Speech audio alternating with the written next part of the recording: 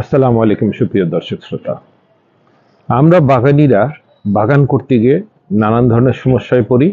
তার মধ্যে এক নম্বর সমস্যাটা হলো পোকা। কীটপতঙ্গ দ্বারা আক্রান্ত হয়ে আমাদের ফসল, ফল ফলারি, সবজি ইত্যাদি যথেষ্ট ক্ষতি সাধন হয়। তো আমরা অনেকেই রাসায়নিক কীটনাশক ব্যবহার করি, অনেকে অর্গানিক কীটনাশক ব্যবহার করি। সারা বিশ্বে এখন অর্গানিক কীটনাশকের উপরে একটা আন্দোলন চলতেছে, কারণ অর্গানিক কীটনাশক স্বাস্থ্যসম্মত। আজকে আমি দেখাবো একটি মাত্র উপাদান দিয়ে আপনি একটি অর্গানিক কীটনাশক তৈরি করতে পারবেন, এবং যেটা দিয়ে আপনি সব ধরনের পোকা বা কীটপতঙ্গ গাছ থেকে দূর করতে পারবেন। তো একটু অর্গানিক কীটনাশক সম্পর্কে বলতে গেলে বলতে হয় এটা স্বাস্থ্যসম্মত, আর কতবার দিলেন, বেশি দিলেন, কম দিলেন, এটা কোনো সমস্যা নয়, পোকাটা নিধন করতে পারলেই হইল। যেটা রাসায়নিক কীটনাশকে সমস্যা তৈরি করে। একটা নির্দিষ্ট টাইম থাকে যে খাদ্য গ্রহণের বা ফল ফলালি সংগ্রহের 7 দিন আগে বা 3 দিন আগে এটাকে কীটনাশক প্রয়োগ করা যাবে, এই 3 দিনের মধ্যে আর প্রয়োগ করা যাবে না, এই ধরনের বাধ্যবাধকতা থাকে। কিন্তু অর্গানিক কীটনাশকে সাধারণত এই ধরনের বাধ্যবাধকতা থাকে না, তাই এটা সহজ, ব্যবহার করাও সহজ। আরেকটা জিনিস হলো, আমাদের অর্গানিক কীটনাশকগুলো আমরা বিশেষ করে যারা ছাদ বাগানি তারা কিন্তু নিজেরাই তৈরি করি এবং সহজলভ্য। আজকে আমি যে অর্গানিক কীটনাশকটা দেখাবো এটা হলো ফেলে দেওয়া একটা দ্রব্য থেকে। আপনি যে দ্রব্যটা ব্যবহার করেন, ব্যবহার করার পরে যেটার উচ্ছিষ্টটা ফেলে দেন, সেটা দিয়ে আমি কীটনাশক তৈরি করব, এবং আমি আমার বাগানে সাকসেস হয়েছি। আমি আশা করি আপনারা সাকসেস হবেন। তাহলে আসুন মূল ভিডিওতে। তার আগে কয়েকটা কীটপতঙ্গ দেখুন। এই যে দেখুন, এখানে একটা আমার কলার পাতা ঝুলতেছে। লক্ষ্য করুন, এই যে কলার পাতাটার এই অংশে, এই যে এখানে, এটা কিন্তু কোনো এক কীট এটাকে আক্রান্ত করেছে। তো এটাকে আমার দূর করতে হবে। এই ধরনের অসংখ্য কীট রয়েছে, নানান প্রজাতির কীটপতঙ্গ রয়েছে, যেগুলি আমাদের অহরহ ক্ষতি করে যাচ্ছে। তাহলে আজকে এই ভিডিও দেখে যদি আপনি এভাবে কীটনাশক তৈরি করেন এবং সেটা প্রয়োগ করেন, তাহলে আশা করি আপনার গাছে আর কীটপতঙ্গ আক্রান্ত করতে পারবে না। একদম বিনা খরচে অর্গানিক কীটনাশক তৈরি। এই যে রসুন, এটা রসুনের খোসা, যেটা আমরা ফেলে দিই। এই রসুনের খোসাগুলি বাসায় যখন রসুন আনবেন, রসুনের খোসাগুলি সংগ্রহ করুন, বাসায় বলে দিন যেটা ফেলবে না। তারপরে এই ধরনের যে কোনো একটা পাত্রে এটা রেখে দিন।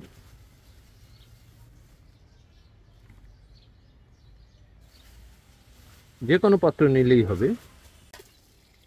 তারপরে পানি দিন, পানি দিয়ে পুরোটা ভিজিয়ে রাখুন 7 দিন। এরপর এটাকে একটি ঢাকনা, এরকম একটি ঢাকনা ব্যবহার করুন। এভাবে 7 দিন এটাকে ঢেকে রাখুন।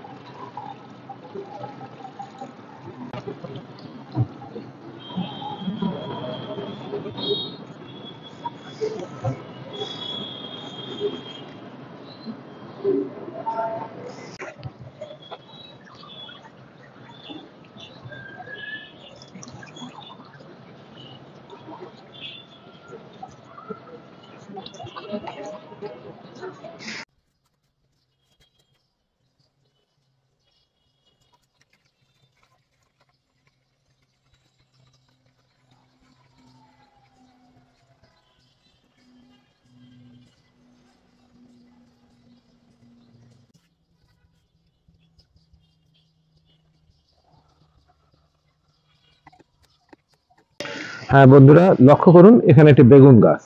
বেগুন গাছের এই পাতাগুলো কিন্তু নাই, মাঝখানে মাঝখানে নাই, এখানে নাই। এটার অর্থ হলো এটাকে পোকা খেয়েছে। তো এটা আমি এতদিন দেখেছি, আমি কীটনাশক তৈরি করব, সময় পাচ্ছিলাম না, তো তৈরি করে এই যে আমি আপনাদের দেখালাম যে এটাকে খেয়ে ফেলেছে। আরেকটা বিষয় হলো, অনেক পোকাই থাকে যা দেখা যায় না, আপনি দেখতে পাবেন না, কিন্তু দেখবেন যে গাছ খেয়ে ফেলতেছে। তো এটা তো আমাকে স্প্রে করতে হবে এই কীটনাশকটা। এই যে আমি এখানে দিয়ে দিব।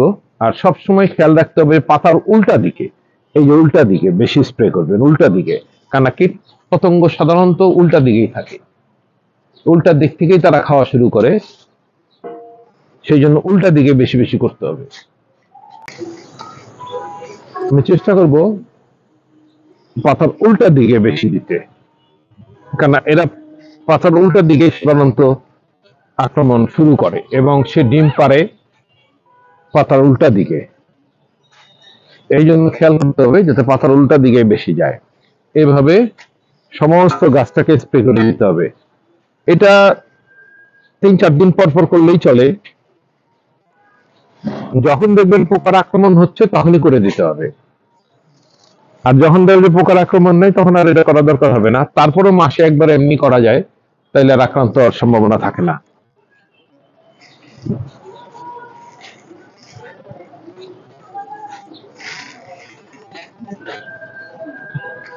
নানা ধরনের ফাঙ্গাসে আক্রান্ত হয়, এই এটা সফেদা গাছকে নানা ধরনের ফাঙ্গাসে আক্রান্ত করে, এটা দিলে আর এই ফাঙ্গাস গুলো থাকবে না, চলে যাবে।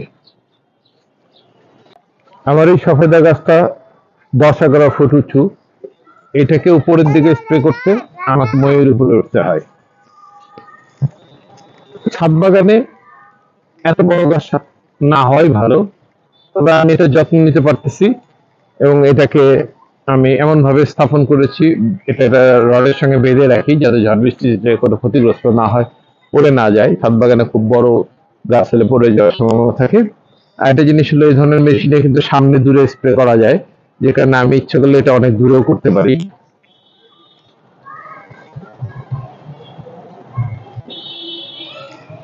বাড়ি ইকুইপমেন্ট দূরে স্প্রে করা যায়, যে কারণে কোনো সমস্যা হচ্ছে না, আমি এটাতে করতে পারতেছি।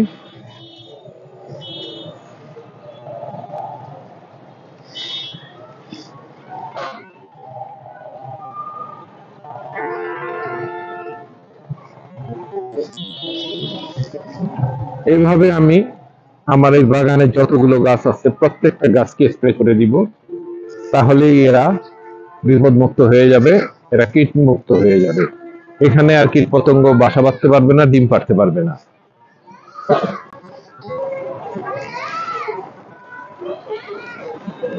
তো বন্ধুরা, এভাবে আপনারা অর্গানিক কীটনাশক স্প্রে করতে পারেন, তাতে আপনাদের গাছগুলো ভালো থাকবে, আপনাদের স্বাস্থ্য ভালো থাকবে, এই ফল এই সবজি খাওয়ার কোনো রিস্ক থাকবে না। এখনো যদি আমার চ্যানেলটি সাবস্ক্রাইব না করে থাকেন, অনুগ্রহ করে নেবেন। দেখা হবে পরবর্তী কোনো ভিডিওতে। সে পর্যন্ত ভালো থাকুন, সুস্থ থাকুন, এই কামনায় আমি জাহিদ আহমেদ বিশুদ্ধতার সন্ধানে ইউটিউব চ্যানেল থেকে আজকের মতো বিদায় নিচ্ছি।